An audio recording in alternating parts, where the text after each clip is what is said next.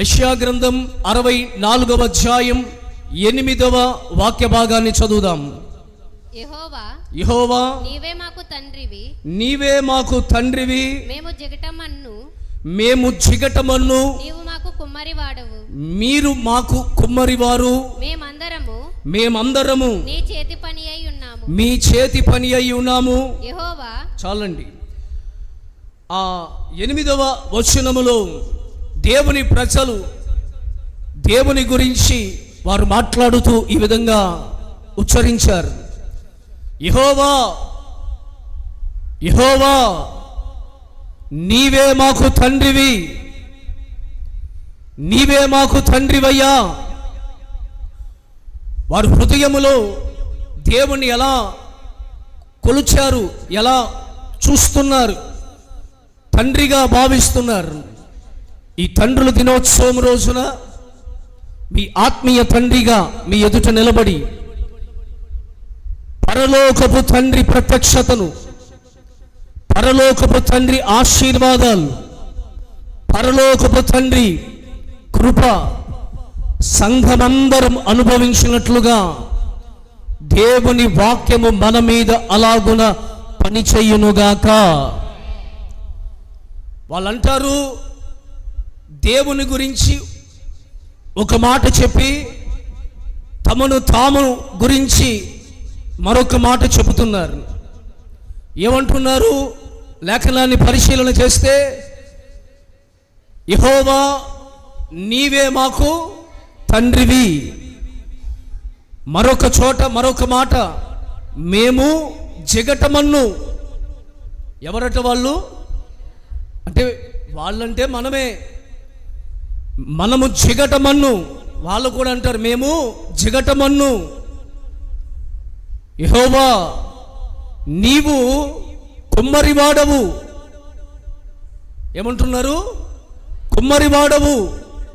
తర్వాత అంటారు మేమందరము నీ చేతి పనివారము. స్తోత్రం. ఈ శుభవేళ దేవుని సన్నిధికి వచ్చిన మీతో కూడా మనము కూడా జిగటమన్ను. ఆయనేమో కుమ్మరివాడు. కుమ్మరివాడు ఏం చేస్తాడు? ఈ జిగటమన్నుతో పాత్రను తయారు చేస్తున్నాడు. దీనిని ఉదాహరణగా ఇర్మియా ప్రవచన గ్రంథం 18వ అధ్యాయములో ఆ మొదటి 4 వచన భాగాల్లో మీరు ఆ మాటను ఒకసారి చూస్తారు. తీయండి. ఇర్మియా ప్రవచన గ్రంథం మొదటి 18వ అధ్యాయము మొదటి వచనము నుండి. యెహోవా యొద్ద నుండి, దేవుని యొద్ద నుండి ఇర్మియాకు ప్రత్యక్షమైన వాక్కు, నీవు లేచి కుమ్మరి ఇంటికి పొమ్ము, అక్కడ నా మాటలు నీకు తెలియజేతును. నేను కుమ్మరి వాని ఇంటికి వెళ్ళినప్పుడు వాడు తన సారె మీద పని చేయుచుండెను. కుమ్మరి మన్ను జిగటమన్ను. దేవుని ప్రజలు అంటారు మేము జిగటమన్ను. యెహోవా నీవు కుమ్మరివాడవు. ఆ కుమ్మరివాడు ఏం చేస్తున్నాడంటే ఈ జిగటమన్ను తీసుకుని చేయుచున్న కుండ సారి మీద ఈ జిగటమన్నుతో ఆ కుమ్మరి పాత్రను తయారు చేస్తున్నాడు. ఆ పాత్రను తయారు చేస్తున్నప్పుడు చేతిలో ఉన్న ఆ కుండ విడిపోగా ఆ జిగటమన్ను మరలా తీసుకొని కుమ్మరి తనకు యుక్తమైనట్టుగా ఆ జిగటమన్ను అంటే ఎవరు చెప్పాలి? జిగటమన్ను అంటే మనమే. అక్కడ వాళ్ళు అన్నారు కదా, ఏమన్నారు? మేము జిగటమన్ను. ఈ మన్నుతో సారి మీద ఆ కుమ్మరి ఏం చేస్తున్నాడు? కుమ్మరి ఎవరంటే దేవుడు. ఆ పాత్రను తయారు చేస్తున్నాడు. ఆ పాత్ర తయారు చేస్తున్నప్పుడు ఆ పాత్ర ఏమవుతుందట? విడిపోతుంది, పగిలిపోతుంది. అది అప్పచ్చుకోకుండా అది చేజారిపోతుండగా మరలా ఆ కుమ్మరి ఆ పాత్రను ఆ జిగటమన్ను మరలా తీసుకుని తనకు యుక్తమైనట్టుగా దానితో మరి ఒక కుండను చేసెను. స్తోత్రం. తండ్రి యెహోవా నీవే మాకు తండ్రి. ఈ తండ్రి ఏం చేస్తున్నాడంటే కుమ్మరివాడుగా ఉండి మన జీవితంలో విడిపోతుండగా, ఆ జిగటమన్ననే మన బ్రతుకులు విడిపోతుండగా, బద్దలైపోతుండగా, మనము తప్పిపోతుండగా, చెదిరిపోతుండగా, కూలిపోతుండగా, బలహీనపరచబడుతుండగా, దేవునికి దూరమైపోతుండగా, దేవునికి విరోధమైపోతుండగా, దేవునికి అయిష్టులుగా మార్చబడుతుండగా, దేవుడు మనల్ని విడిచిపెట్టకుండా మరలా ఆ జిగట మన్నును తీసుకుని తానుకు యుక్తమైన ఒక పాత్రగా దేవుడు మనల్ని తయారు చేస్తున్నారు. దేవునికి స్తోత్రం. ఈ తండ్రుల దినోత్సవం రోజున పరమ తండ్రిగా దేవుడు మన సంఘాన్ని, మన విశ్వాస జీవితాన్ని ఏం చేయబోతున్నాడంటే ఒక యుక్తమైన పాత్రగా ఆయన మనల్ని తయారు చేస్తున్నాడు. స్తోత్రం. ఆ ప్రక్రియలో మనము మాట వింటలేదు, మనం లోపడటం లేదు.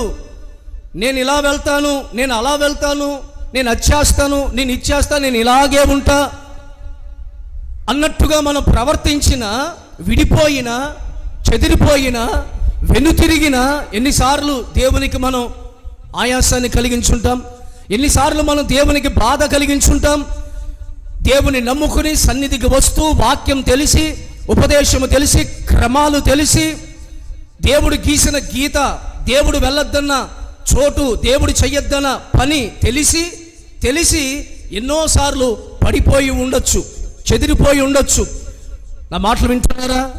నేను చెప్పేది మీతోనే దేవుడు మాట్లాడుతున్నాడు. మీతో కంటే నీతోనే దేవుడు మాట్లాడుతున్నాడు.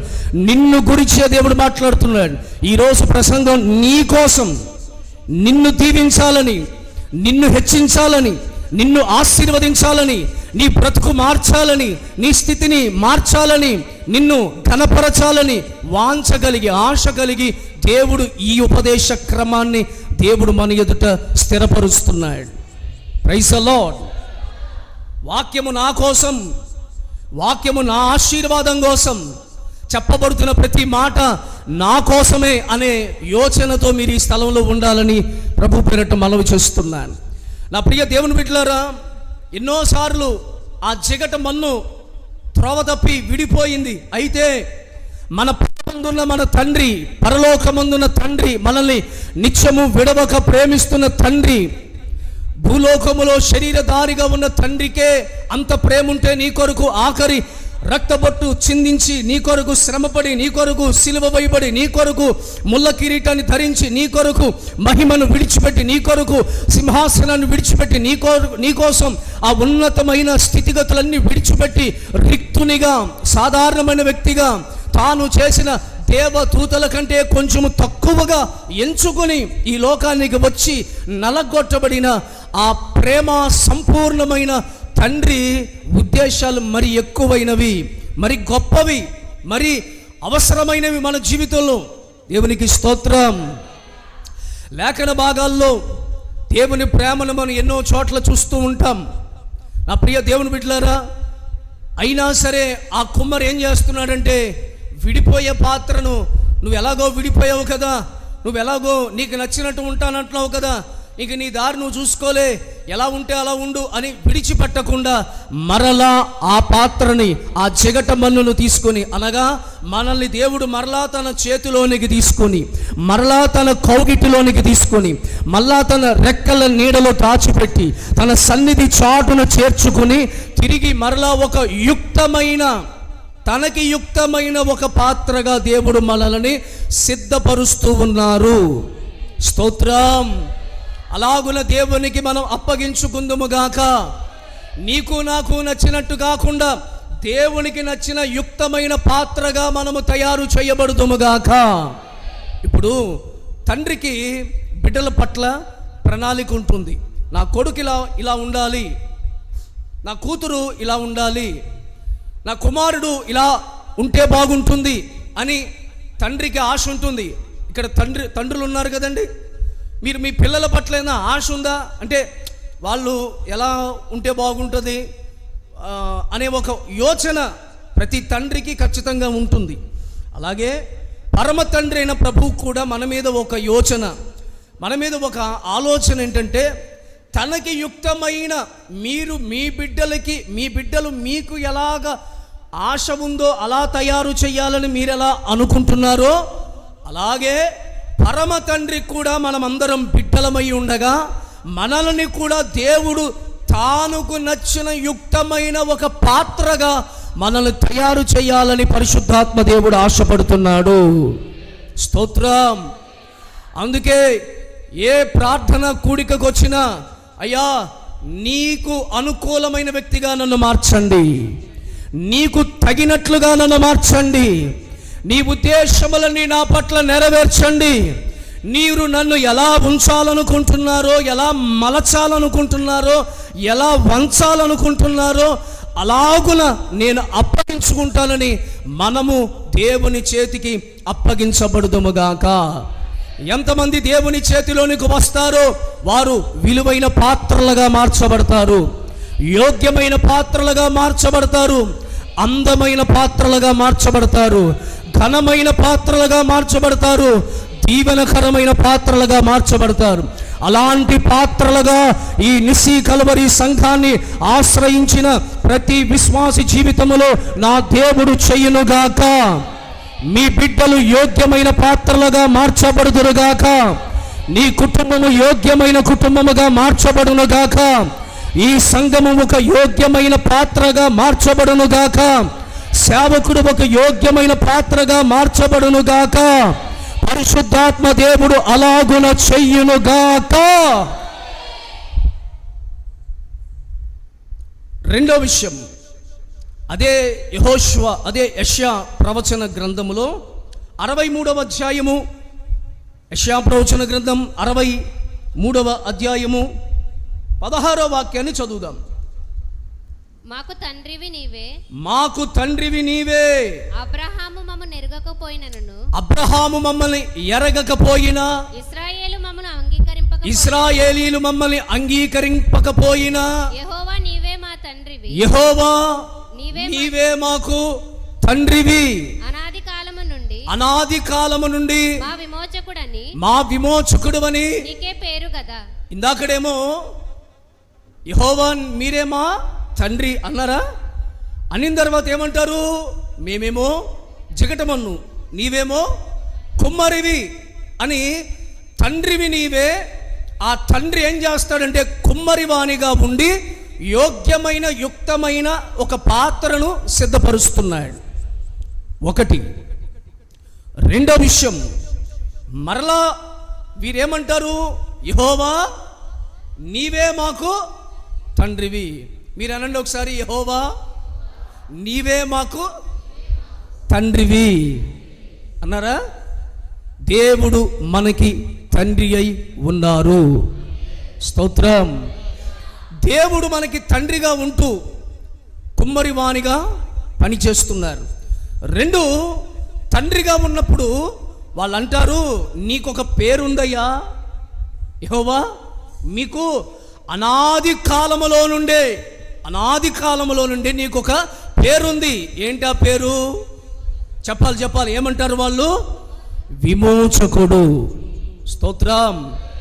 ఈ శుభవేళ తండ్రిగా ఉండి ఆయన రెండవ ఆశీర్వాదం మన కుటుంబాలలో, సంఘాలలో, నా జీవితంలో దేవుడు ఏం చేయబోతున్నాడంటే విమోచించబోతున్నాడు. స్తోత్రం.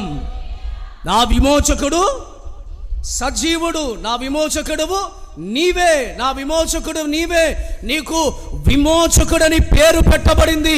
దేని ద్వారా బంధించబడ్డామో, దేని ద్వారా కట్టబడ్డామో, దేని ద్వారా తాళ్ళు వేయబడ్డాయో, దేని ద్వారా ఆపబడుతున్నామో, దేని ద్వారా అణచబడుతున్నామో, దేని ద్వారా కప్పబడుతున్నామో, వాటి నుండి నీ కుటుంబానికి ఈ శుభవేళ దేవుడు విమోచన కలిగించునుగాక.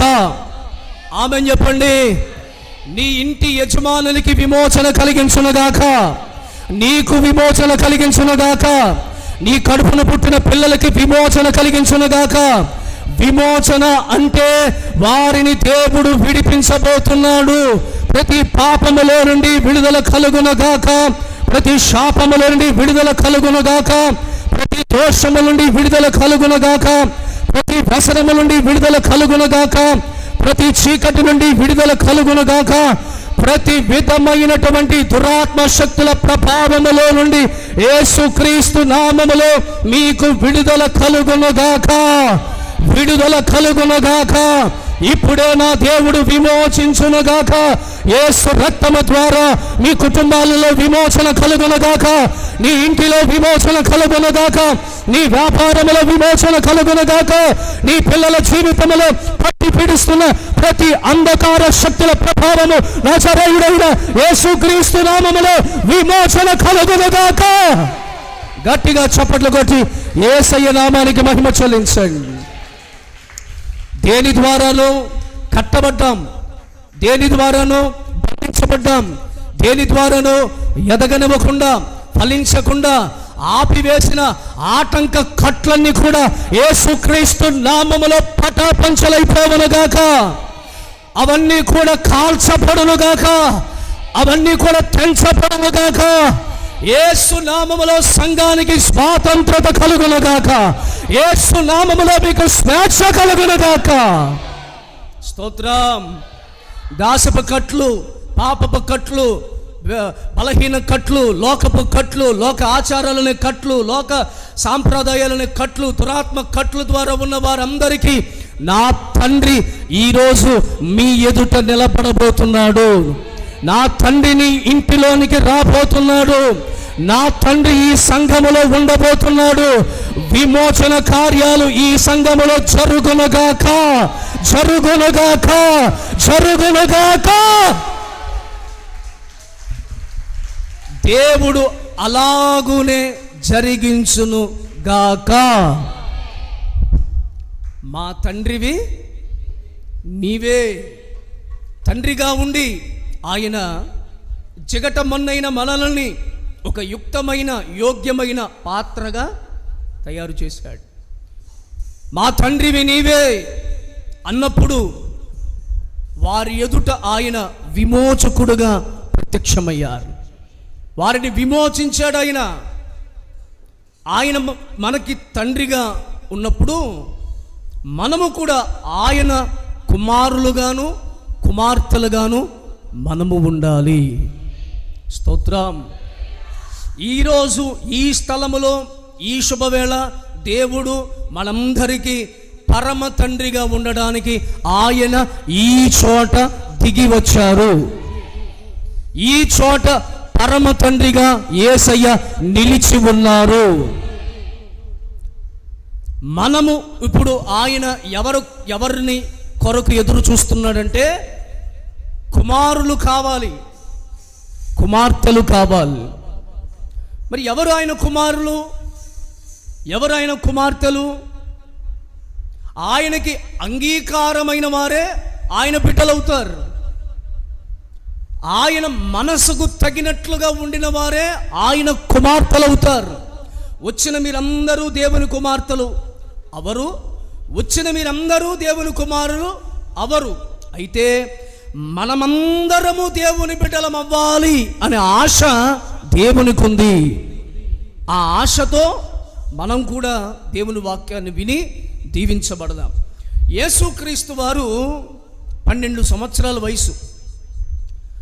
యెరూషలేములో పండగ జరుగుతుందని తల్లిదండ్రులు యేసయ్యను తీసుకుని పండగకు వెళ్ళి తిరిగి వెళుతున్నారు. ఒకరోజు ప్రయాణం అయిపోయింది. ఒకరోజు ప్రయాణం అయిపోయిన తర్వాత యేసేపు మరియా తల్లిదండ్రులు ఇద్దరూ యేసయ్య ఎక్కడున్నాడా అని చూస్తే ఆయన వారి మధ్య లేడు. ఒక రోజంతా ప్రయాణం చేశారు. అసలు నిజంగా ఏ తల్లిదండ్రులైనా పిల్లల్ని కూడా తీసుకెళ్తే ఒక రోజంతా పిల్లల్ని చూడకుండా ఉంటారా? మాట్లాడాలి. పిల్లల్ని కూడా తీసుకెళ్ళారు. ఒక రోజంతా వాళ్ళని చూడకుండా ఎవరైనా ఉంటారా? అసలు నేను ఈ మాట చదివినప్పుడు కొంచెం మనకి ఆశ్చర్యంగా ఉంటుంది. అసలు ఒక రోజంతా ప్రయాణం చేసుకుంటూ వెళుతున్నారు. మధ్యలో ఆకలి ఉంటుంది, దాహమై ఉంటుంది, అలసట కోసం ఎక్కడైనా కూర్చుని ఉండొచ్చు. మరి యేసయ్య ఎందుకు వీళ్ళకి దృష్టిలో లేడు? యేసయ్యని ఎందుకు దృష్టించలేదు? అయ్యో, నా కుమారుడు 12 సంవత్సరాల వయసు, నా కుమారుడు ఎక్కడా అని ఆ తల్లిదండ్రులు ఎందుకు ఆలోచించలేదు? నేను ఈ మాట అనుకున్నప్పుడు నాకు అనిపించింది, అది 2026 సంవత్సరం నాటికి వాస్తవమే అనిపించింది. ఆనాటికి అది ఆశ్చర్యమైన విషయం. కానీ ఈ 2026 సంవత్సరపు తల్లిదండ్రులకి ఇది వాస్తవమే.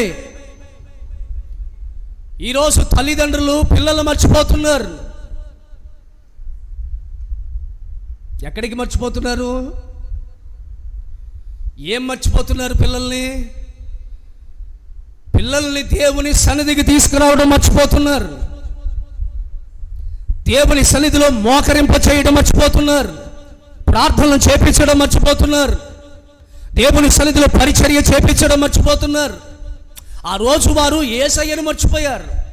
ఈరోజు యేసయ్య యొద్దకు తీసుకురావడం మర్చిపోతున్నారు.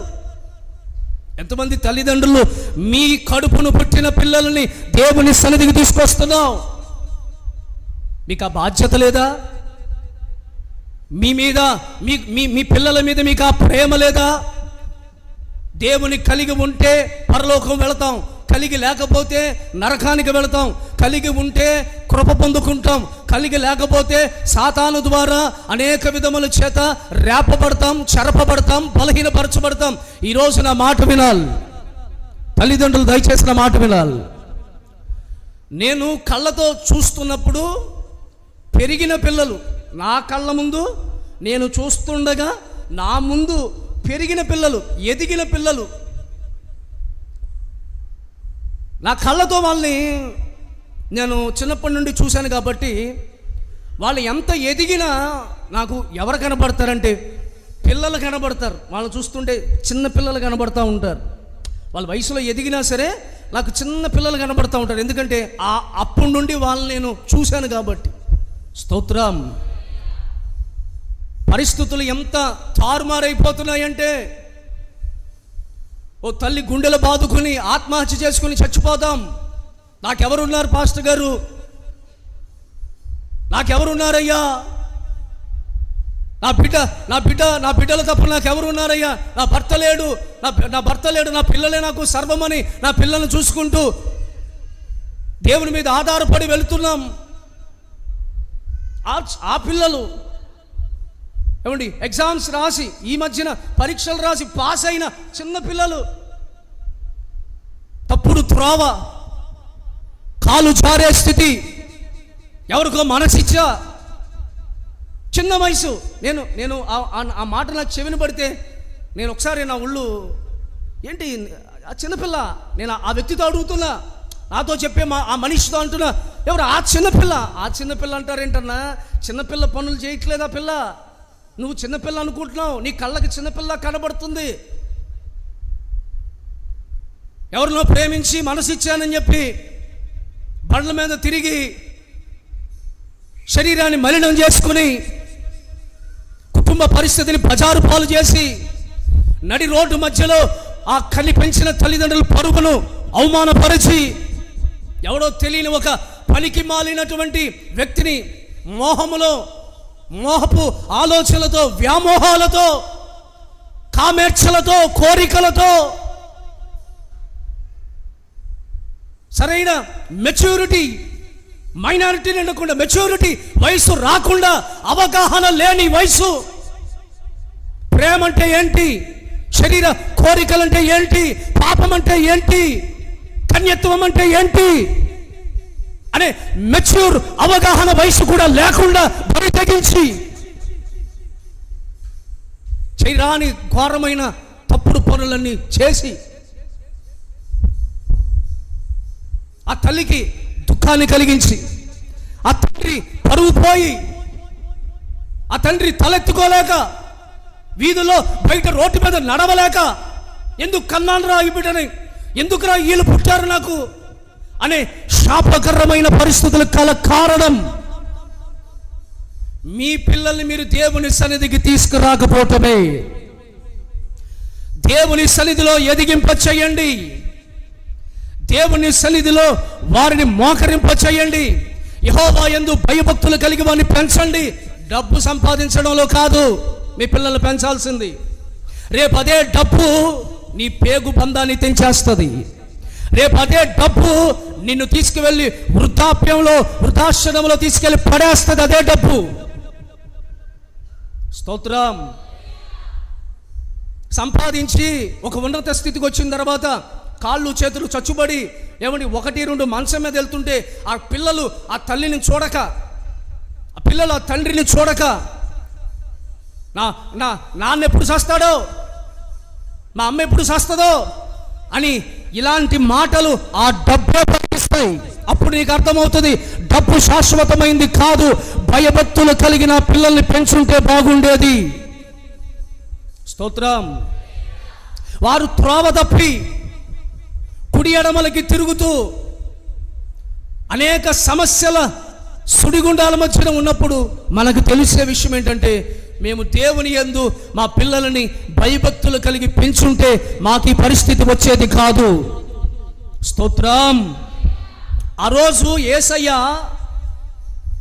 ఏమీ తప్పిపోలేదు. యేసయ్య ఏమీ త్రోవ తప్పి తిరగలేదు. ఆయన ఎక్కడున్నాడో తెలుసా?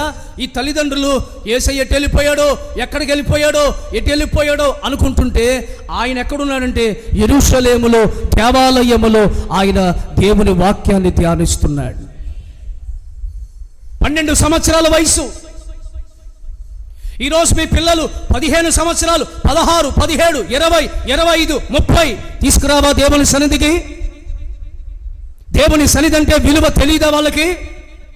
ఓ తల్లి అంటుంది, పాస్టర్ గారండి,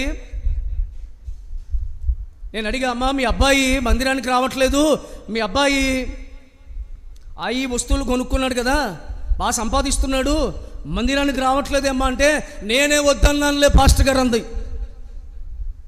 ఆ మహాతల్లి ఏమందంటే, నేనే వద్దన్నానులే అంది. ఏమ్మా అన్నా, మరి ఆ వస్తువులు అవన్నీ కొన్నాడు కదా, ఇవన్నీ పని చేసుకుంటున్నాడు కదా, రోజుకి 3,000 4,000 వస్తున్నాయి, రోజుకి 3-4 వస్తున్నాయి, ఒక్కొక్కసారి 5,000 వస్తున్నాయి. ఆ పని ఎందుకు పోగొట్టుకోవటం? రే అబ్బాయి, ఎక్కడికి? ప్రార్థనకమ్మా. వదిలే, ఆ పని చూసుకో. 5,000 రూపాయలు వస్తాయిరా. ఎంత? 5,000, 4,000, 3,000 రూపాయలు వస్తాయి, పనికెళ్ళు. నేను నీ బదులు చర్చికెళ్ళి నీ కోసం నేను ప్రార్థన చేస్తానని చెప్పానని నాతో చెప్తుందా అమ్మ. స్తోత్రం. ఎవరితో చెప్పిన విషయం కాదు, నాతోనే చెప్పిన విషయం ఇది. నేను విన్న విషయం మీతో చెప్తున్నా. స్తోత్రం.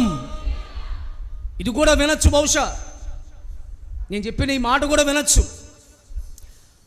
నేను అదేంటమ్మా, మీ ప్రార్థన మీదే, మీ అబ్బాయి ప్రార్థన మీ అబ్బాయిదే, మీ భక్తి మీదే, మీ అబ్బాయి భక్తి మీ అబ్బాయిదే అని చెప్పాం. చెప్తే లేదండి, ఆడు సంపాదించే వయసు. ఏ వయసు?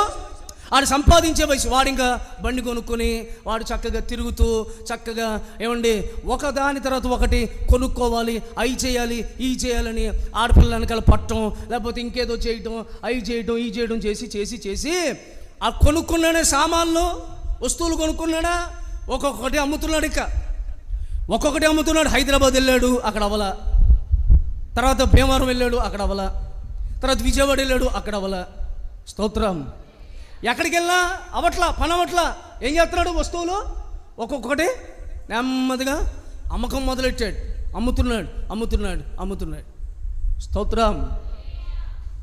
ఇప్పుడు పరిస్థితి ఏంటంటే, ఒకరి దగ్గర పని చేయడానికి కూడా పనికిరాని స్థితి, ఒకడు పనికి పెట్టుకోవడానికి కూడా వీళ్ళలో టాలెంట్ లేదు. ఎందుకంత దిగజారిపోయావు? ఇప్పుడు ఆమె ఏమంటుంది తెలుసా పాస్టర్ గారండి, మా ఊర్లో పరుగు పోయింది. ఏం పోయింది చెప్పాలి, నోటితో చెప్పండి. ఏం పోవాలి? పోవాలా పోకూడదా? మా ఊర్లో పరుగు పోయిందండి, పరుగు పోయింది. ఏం చేద్దాం మరి? ఊరి పేరు మారుద్దామా? ఊరి పేరు మారుద్దామంటే, పాస్టర్ గారండి తాడేపల్లిగూడెం మీ చర్చికి పంపిస్తా. ఎక్కడికి? ఈ ఊరిలో పంపదంట. ఏ ఊరికి పంపుద్ది? వేరే ఊరు, తాడేపల్లిగూడెం పంపిస్తామండి. అక్కడ చర్చికి వస్తాడు, మా ఊడి కోసం ప్రార్థన చేయండి. స్తోత్రం. అసలు ముందస్తుగానే వాణ్ణి మందిరానికి తీసుకొచ్చి ప్రార్థన చేయించి మందిరంలో ఉండనిస్తే అదే ఊరిలో ఉండొచ్చుగా, అదే ఊరిలో చర్చికి రావచ్చుగా. ఎందుకు ఆ ఊరు? చర్చి మళ్ళా నిశ్చయ కలవరి మందిరమే. మన వాళ్ళకి ఏమవుతుంది? పేపర్ కాకపోతే పిప్పర్లో మొహం చల్లకపోతే ఎవరు గుడు మొహం చల్లకపోతే పుల్లాయిగూడెంలో మొహం చల్లకపోతే తెలుగు చల్ల. అక్కడికి పోతే ఇంకెక్కడికి కొత్త సంఘం నువ్వే పెట్టాలి, నీ ఊర్లో నువ్వే కొత్త సంఘం పెట్టాలి. స్తోత్రం. హలో, మనుషుల ముఖాల వైపు చూసి కాదు నీ భక్తి చేయాల్సింది. నా దేవుడు ఎవరో తెలుసా? ఏ స్థలములో నువ్వు తలదించుకున్నావో అదే స్థలములో నీ తలను పైకెత్తేవాడు ఆయన. ఏ స్థలములో నువ్వు అవమానించబడ్డావో అదే స్థలములో నా దేవుడు ఘనపరిచేవాడు. అదే మనుషుల దగ్గర కనపరుస్తాడు, అదే వ్యక్తుల దగ్గర కనపరుస్తాడు. అదే చోటున నిన్ను తిరిగి మరలా ఆశీర్వదించే దేవుడు, హెచ్చించే దేవుడు, ఘనపరిచే దేవుడు. స్తోత్రం. హల్లెలూయా. వీళ్ళు యేసే దగ్గరికి వెళ్ళారు. యేసే దగ్గరికి వెళ్తే, అయ్యా ఏంటయ్యా ఇలా వెళ్ళిపోయి ఈ యెరూషలేములో ఉన్నాము, మందిరంలో ఉన్నాము అని యేసయ్యను అడుగుతున్నారు. కుమారుడైన యేసయ్యను అడుగుతున్నారు. అప్పుడు ఆ కుమారుడు ఏ సమాధానం చెప్పారంటే, బైబిల్లో చూడండి, లూకా సువార్త 2వ అధ్యాయము 49వ వాక్యం. ఆయన మీరెలా నన్ను వెతుకుచుంటిరి, నేను నా తండ్రి పనుల మీద ఉండవలనని మీరు ఎరుగరా అని వారితో చెప్పెను. ఏ పనిలో ఉండాలి? తండ్రి పని. చెప్పండి. యేసయ్య కుమారుడు. ఈ కుమారుడు తల్లిదండ్రులకి సమాధానం ఇస్తున్నాడు. ఏమనంటే, నేను నా తండ్రి పనిలో ఉండవలనని మీరు ఎరగరా. స్తోత్రం. ఇప్పుడు తలపైకెత్తరాను చూడండి. కుమారుడు పని ఏంటి? కుమారుడు యేసయ్య. కుమారుడు పని ఏంటి? కుమారుడే చెప్తున్నాడుగా. ఏంటండి మీరు క్వశ్చన్ ఆన్సర్ పేపర్ కూడా మీకే ఇచ్చేసి రాసుకోండిరా, చక్కగా చూసి రాసుకోండిరా అన్నా సరే ఇక అటు ఇటు చూస్తూ ఉంటారు, దిక్కులు చూస్తారు. ఆన్సర్ పేపర్ కూడా ఇచ్చేసా. కుమారుడు ఎవరు? యేసయ్య కదా. కుమారుడు ఎవరి పని మీద ఉన్నాడు? ఇప్పుడు మనము కుమారులు కుమార్తెలు అవ్వాలంటే మనము ఎవరి పని మీద ఉండాలి? చెప్పట్లా మీరు. ఏ పని మీకు? మాకు ఒకటే పని. ఏ పని చెప్పండి. కొంతమందికి డబ్బు సంపాదించడమే పని. డబ్బు డబ్బు డబ్బు డబ్బు డబ్బు dub dub dub dub dub dub dub డబ్బు డబ్బు డబ్ డబ్ డబ్ డబ్ డబ్బు డబ్బు డబ్బు డబ్బు డబ్బు డబ్బు డబ్బు డబ్బు. స్తోత్రం. హల్లెలూయా.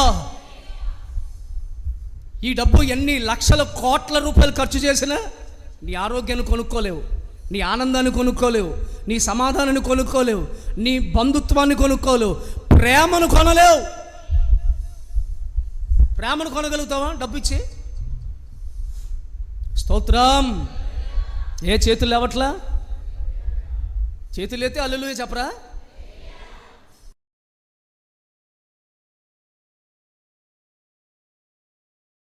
మందిరం మానేసి వ్యాపారానికి వెళ్ళటం, ఉద్యోగం చేసుకోవడం, పనులకు వెళ్ళటం, చేతి పనులకు వెళ్ళటం, ఫ్యాక్టరీలకు వెళ్ళటం, అక్కడికి వెళ్ళి నిలబడి కాళ్ళు వాసిపోయినాయి పాస్టర్ గారు, చేతులు వాసిపోయినాయి పాస్టర్ గారు, కూలింగ్ ఎక్కువైపోయి మొహం వాసిపోయింది పాస్టర్ గారు, లేకపోతే ఇన్ఫెక్షన్ అయిపోయింది పాస్టర్ గారు. కొన్ని సంవత్సరాల నుండి పనిచేస్తున్నారు వీళ్ళు, వాళ్ళకేమట్లా. నమ్మకంగా దేవుని సంధికి వచ్చి నమ్మకంగా దశంభాగాలు ఇచ్చి నమ్మకంగా పనులు చేసుకుంటుంటే వాళ్ళకి ఏమీ రావట్లా. వీళ్ళేంటి? కానుకలు ఇయ్యం, దశంభాగాలు ఇయ్యం, మందిరానికి వెళ్ళం, పని పని పని పని పని. స్తోత్రం. మీరు 6 రోజులు మీ పని చేసుకోవాలి. 6 days నువ్వు చదువుకునేవాడివైతే 6 రోజులు నువ్వు స్కూల్కి కాలేజీకి వెళ్ళాలి, చదువుకోవాలి. నువ్వు టీచర్వా, నువ్వు ఎంప్లాయీవా, నువ్వు లేకపోతే బిజినెస్ మ్యాన్వా, లేకపోతే నువ్వు వ్యవసాయం చేసేవాడివా, లేకపోతే ఇంకే చేతి పనులు చేసినా 6 రోజులు నువ్వు కష్టపడాలి. ఆమెన్ చెప్పండి. 6 రోజులు మీరు పని చేసుకుందురుగాక, 6 రోజులు మీరు చేతులతో సంపాదించుకుందురుగాక, 6 రోజులు మీ పిల్లలకి మీకు సరిపడ సంపాదన కలిగి ఉందురుగాక, పనులు ఆగకుండా చేసుకుందురుగాక, పనులు చేసుకోవడానికి దేవుడు మీకు ఆరోగ్యం ఇచ్చునుగాక, పనులు దేవుడు కల్పించునుగాక. స్తోత్రం. 7వ రోజు ఏం చేయాలి? ఆదివారం విశ్రాంతి దినం. ఏం చేయాలి? 6 రోజులు మనం పని చేసుకోవాలి. మగోళ్ళు ఖచ్చితంగా ఏం చేయాలి? మీరు హలో ఏం చేయాలి? మగోళ్ళు ఏం చేయాలి?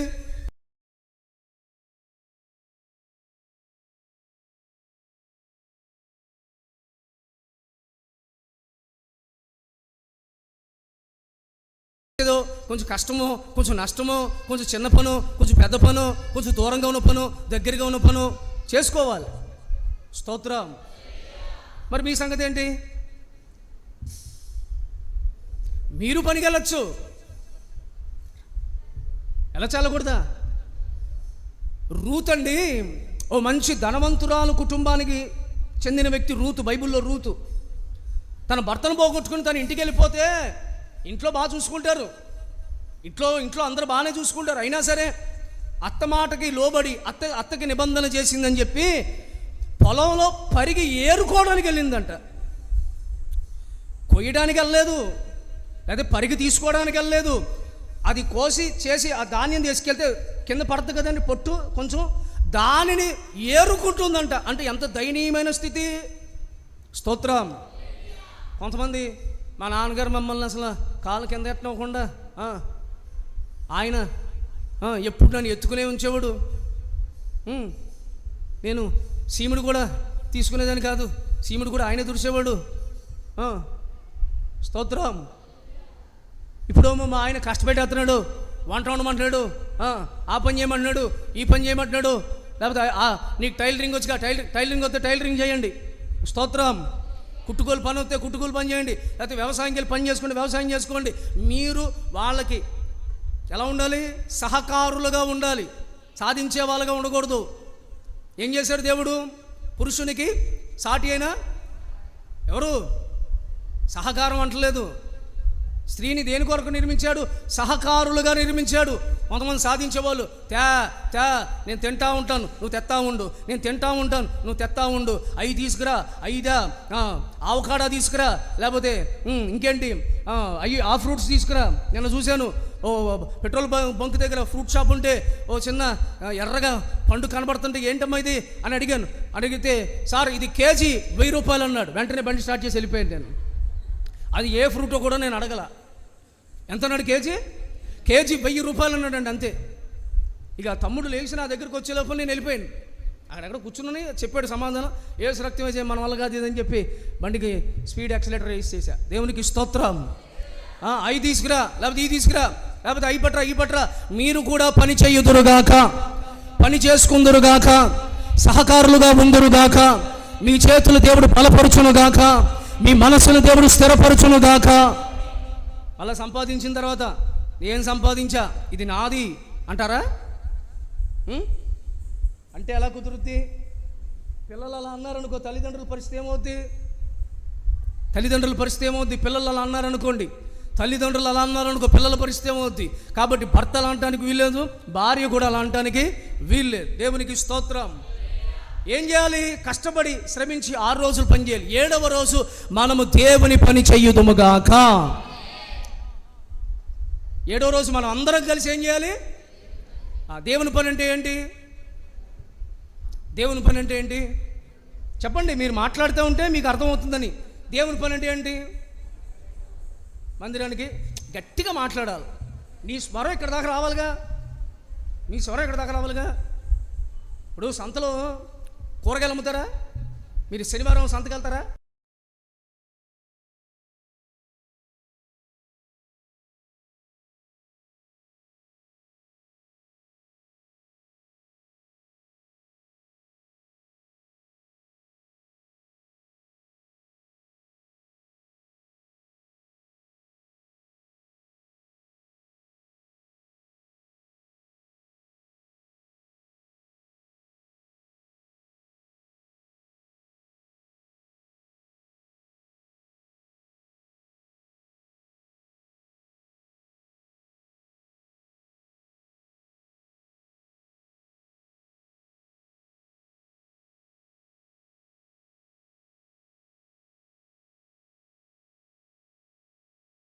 ఉంటారా? మీరే ఉంటారా? అన్ని ఊర్లో అక్కడ ఉంటారు కదా. బస్సులు అన్నీ ఉంటాయి అక్కడ. గణపవరం బస్సు 2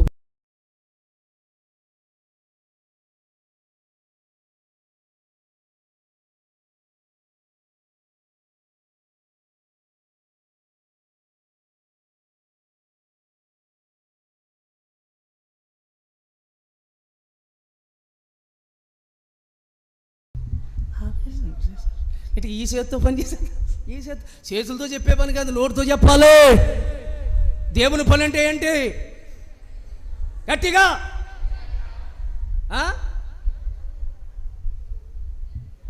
పై ప్రాణం పైనే పోయేటట్టు ఉంది నీకు. ముస్లిం పిల్లలాగా తయారయ్యో. స్తోత్రం. ఏం చేయాలి? దేవుని పని అంటే దేవుని పని చేయాలి. దేవుని పని చేయాలి. దేవుని పని అంటే తబలా వాళ్ళు చేయాలి. స్తోత్రం. దేవుని పని, దేవుని మందిరంలో మనము పని చేసే వారంగా ఉందుముగాక. పని పెట్టే వాళ్ళంగా ఉండకండి దయచేసి. ఇప్పుడు మీరందరూ ఎలా ఉంటారంటే చాలామంది పని పెట్టే వాళ్ళు ఉండరు. ఎలాగా? ఏయ్ అమ్మాయి, ఏయ్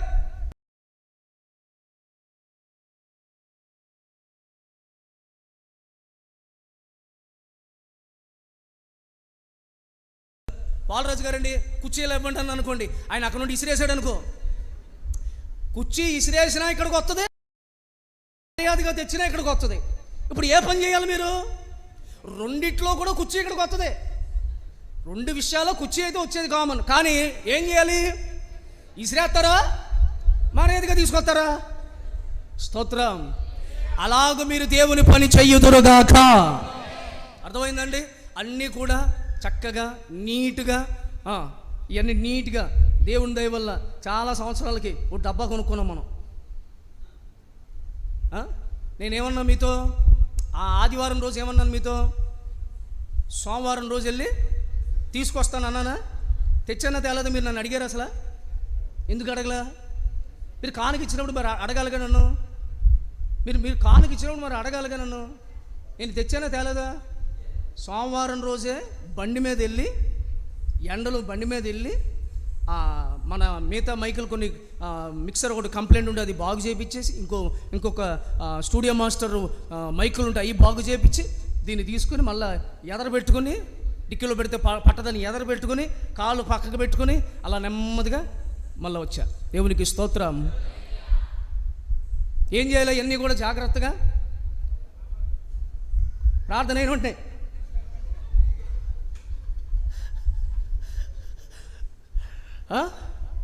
కొన్ని మైక్ కట్టుకుంటే మైకు బెదరగొట్టేస్తుంది. మైకులో పెట్టుకొని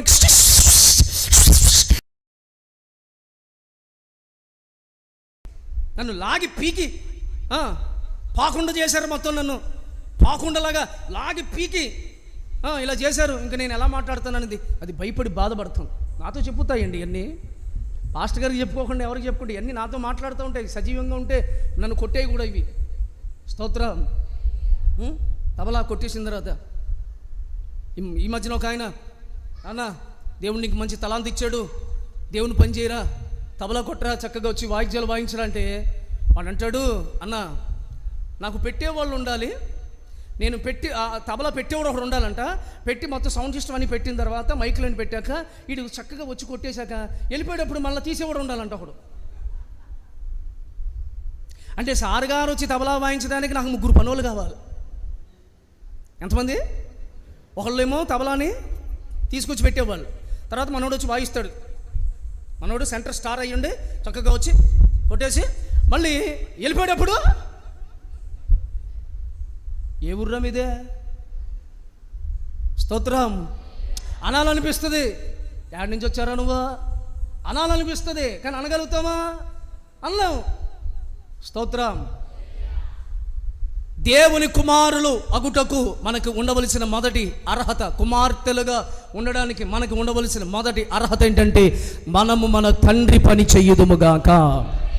తండ్రి పని అనేసరికి ఇక రకరకాల మనం చేసే ఇవన్నీ దేవుని పనులే. వీటితో పాటు పేతురు పత్రికలో మొదటి అధ్యాయంలో మూడవ అధ్యాయం చూడండి. పేతురు రాసిన మొదటి పత్రిక 3వ అధ్యాయంలో ఒక మాట ఉంది. 17వ వాక్యం ప్రార్థన చేసుకుందాం త్వరగా.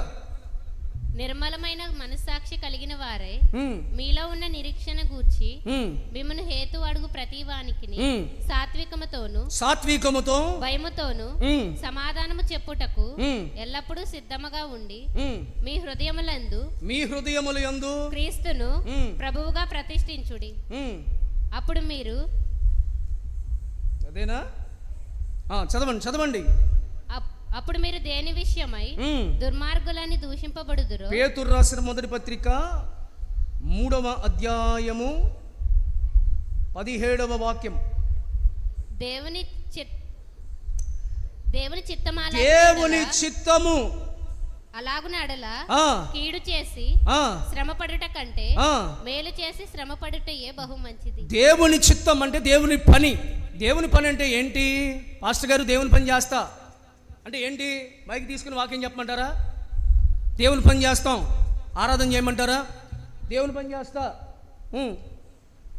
పాస్టర్ గారు ఈ పనులన్నీ కాదు, కానీ చివరిలో కానుకలు పట్టే పని ఉంది చూసారా? కానుకల పని అది అప్పచెప్తే వెళ్ళేటప్పుడు కానుకలు నేనే తీసుకుపోతా.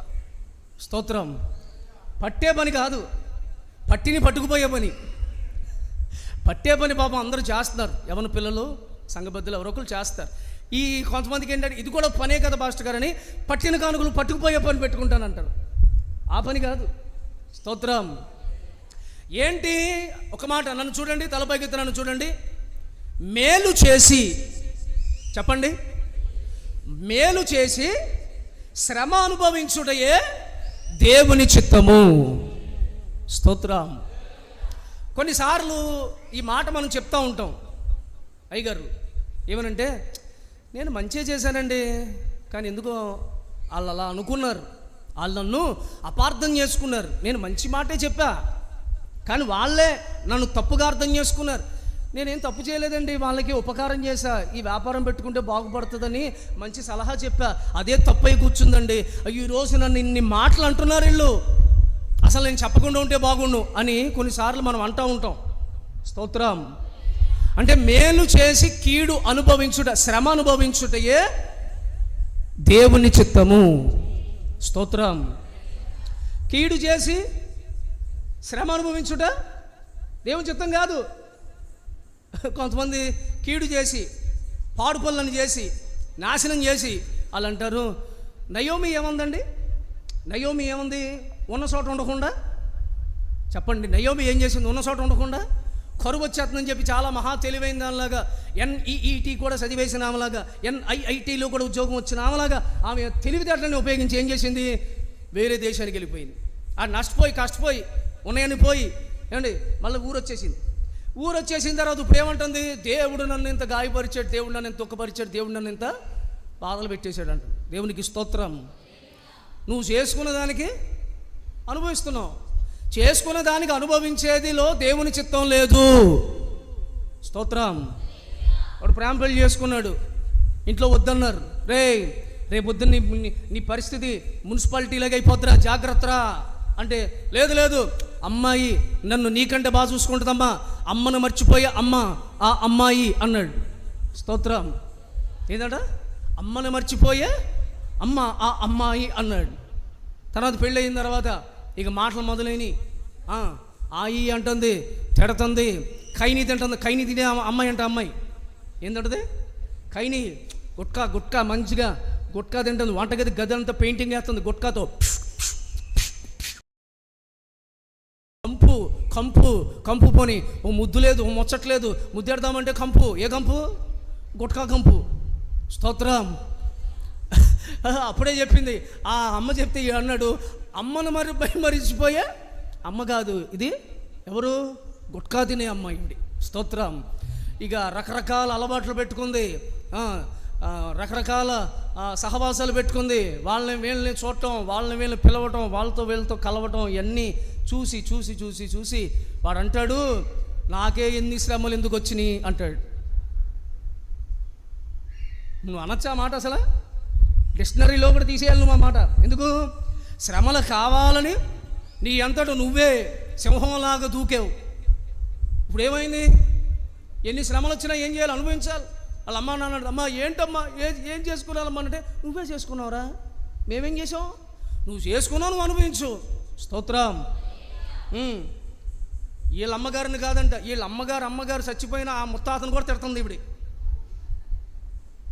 స్తోత్రం. వంట అయితే కైని వండినట్టే ఉంటుంది, కూరలన్నీ అంతంత వండలు గీసి పాడేస్తుందంట. తింటే తిను, పోతే పో అంటుందంట. స్తోత్రం. అది ఇది చేసుకునే దానికి వచ్చింది. కానీ మనము ఏ తప్పు చేయకుండా కూడా శ్రమ పడుతున్నామంటే దేవుని చిత్తములో నీవు ఉన్నావని అర్థము. వాక్యం వింటున్న దేవుని బిడ్డలారా, శ్రమల మధ్యలో ఉన్న దేవుని బిడ్డలారా, మీరు ఒకవేళ దేవుని చిత్తములో ఉంటే మీరు లోక సంబంధమైన శ్రమలు అనుమతించబడతాయి. ఆ శ్రమల బట్టి మీరు దుఃఖపడండి, మీరు దేవుని చిత్తములో ఉన్నారు. యోబు ఏ తప్పు చేశాడని శ్రమల పాలయ్యాడు? దేవుని చిత్తంలో ఉన్నాడు. దేవుడు అతన్ని ఆశీర్వదించి రెండింతలుగా దేవుడు అతన్ని దీవించాడు. దేవునికి స్తోత్రం. అందుకు మనము దేవునికి మనం అప్పగించుకుని మనము శ్రమ అయినాను సరే క్రీస్తు కొరకు. ఇప్పుడు యేసు క్రీస్తు వారు ఏం తప్పు చేశారండి? సిలువ వేయబడ్డారు కదా, సిలువ వేయబడ్డారు కదా. యేసయ్య ఏం తప్పు చేశారండి? దొంగల మధ్యన వేలాడదీశారు కదా. మన యేసులో ఏదైనా పాపం ఉందా? గట్టిగా, మన యేసులో ఏదైనా అబద్ధం ఉందా? మన యేసయ్యలో ఏదైనా తప్పిదం ఉందా? మన యేసయ్యలో ఏదైనా అసత్యం ఉందా? మరి ఎందుకు దొంగల మధ్యలో సిలువ వేశారు? దొంగగా దొంగతనాలు చేశాడు ఆయన, నరహత్యలు చేశాడు ఆయన. బరబ్బానే విడిచిపెట్టారు, యేసుని బంధించారు కదా. బరబ్బా నరహత్యలు చేసేవాడు అంటే యేసు నరహత్యల కంటే ఎక్కువ హత్యలు చేశాడా? అంటే ఆయన ఎవరు అంటే తండ్రి చిత్తములో ఉన్నవాడు. అందుకే తండ్రి నీ చిత్తము మాత్రమే నెరవేరునుగాక. ఆ శ్రమలనే సిలువలో వెళ్ళడానికి ముందుగా ఆ పాత్రను తీసుకుని ఆయన పలికిన మాట, తండ్రి నీ చిత్తము నెరవేరునుగాక. స్తోత్రం. ఆ చిత్తమే మన జీవితంలో కూడా నెరవేరునుగాక. కేవలం చిన్న రెఫరెన్స్లు చెప్తా, మీ మెచ్చుకు మీ హృదయానికి అర్థం అవడానికి. మలాకి ప్రవచన గ్రంథం 1వ అధ్యాయం 6వ వాక్యం. ఇంకొకరు ఎవరైనా యోహాను సువార్త 4:23 తీయండి చాలు. ఈ 2 వచనాలు. నెంబర్ 2, 2 మనం కుమారులు కుమార్తెలు అనిపించుకోవాలి అంటే మలాకి పుస్తకం 1వ అధ్యాయం 6. కుమారుడు తన తండ్రిని గణపరచును కదా. అంతే. కుమారుడైతే ఏం చేయాలి? చెప్పాలి. కుమారుడైతే ఏం చేయాలి? తండ్రి చిత్తము నెరవేర్చాలి. 2, కుమారుడు తన తండ్రిని ఏం చేస్తాడు? హలో, భౌతికమైన శరీరానుసారమైన మీ తండ్రి మీ తల్లిని మీ కుటుంబాన్ని మీరు ఘనపరుచుకుందురుగాక. మరలా చెప్పనా? తలపైకెత్తనని చూడండి. నేను చెప్పే మాట బాగా వినండి. చిన్నలు మొదలుకొని వృద్ధాప్యంలో ఉన్న వాళ్ళ వరకు మది చెడించక, మనసు బలహీనపరచబడక, అనాలోచనని ఆత్మకు అప్పగించబడకుండా నిరాటంకంగా నిత్యము అనండి ఒకసారి, నిత్యము ఎల్లవేళలా ఎల్లప్పుడూ మన కుటుంబాన్ని మనము ఘనపరచుదుముగాక. ఘనపరచుదుముగాక. ఘనహీనపరచకూడదు. తాగుబోతుడైన నీ తండ్రి ఒకవేళ సంపాదించని వ్యక్తి అయినా, నీ భర్త, నీ భార్య, నీ బిడ్డలు, నీ కుటుంబ సభ్యులు ఒకవేళ చేతకాని స్థితిలో, సంపాదించలేని స్థితిలో ఉన్నా సరే మీ నోటన వారిని అవమానపరచడానికి వీల్లేదు. స్తోత్రం. వారిని కించపరచడానికి వీల్లేదు. వారిని నలుగురు మధ్యన నవ్వుల పాలు చేయడానికి నెవర్, ఎప్పుడు చేయకూడదు. అలా ప్రాణం పోయినా సరే, నా తండ్రి నాకు ఎక్కువ, నా తల్లి నాకు ఎక్కువ, నా భర్త నాకు ఎక్కువ, నా భార్య నాకు ఎక్కువ. స్తోత్రం. ఒక ఆమె ఏడుస్తుంది, అయ్యో నా భర్త ఉంటే బాగుండు, ఉంటే ఏమ్మా అంటే చనిపోయాడే 5 సంవత్సరాలు అయింది, 5 సంవత్సరాలు అయింది. మరి ఏమా అంటే ఉన్నప్పుడు నేను సరిగ్గా పట్టించుకోలేకపోయాను, కానీ ఇప్పుడు ఆ భర్త లేని లోటు, ఆ భర్త లేని బాధ, ఆ భర్త లేని ఆ ఇబ్బంది, ఆ భర్త లేని సహకారం నా జీవితంలో నేను చూస్తున్నా. ఆ నిందలు అనుభవిస్తున్నా, ఆ బాధలు అనుభవిస్తున్నా. ఎంత డబ్బున్నా సరే ఆయన ఉంటే బాగుండు అనే స్థితిలో ఉన్నానయ్యా అని ఏడుస్తుంది ఓ సహోదరి. నేను అదే చెప్తా, మీకు ఉన్న వాళ్ళని ఉన్నంత వరకు మీరు ఎప్పుడూ కూడా వారిని మీరు ఘనపరచుదురుగాక. మీరు భార్యగా ఉంటే మీ భర్తను మీరు ఏం చేయాలి? చెప్పాలి. ఏం చేయాలి? మీ భర్తను మీరు ఘనపరచాలి. ఎవరైనా కావచ్చు. హలో, రివర్స్లో ఉన్నారండి మీరు? రివర్సా? ఏం చేయాలి చెప్పండి? నా ఆయన బంగారం, మా ఆయన చెప్పు. ఇంకా అసలు ఎప్పుడైనా వస్తాయిగా మన నోట్లో ఎప్పుడు మట్టి కొట్టుకుపోతాం, లారీ కొట్టేస్తుంది నిన్ను, సైకిల్ కింద అడిపోతాం, లేకపోతే కాళ్ళు అడిపోతాయి, నీకు చేతులు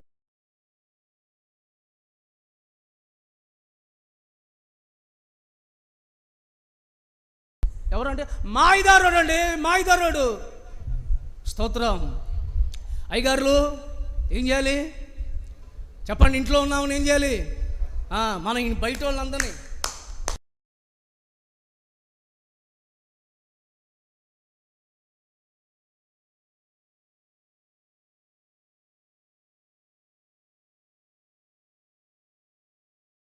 నిబ్బా.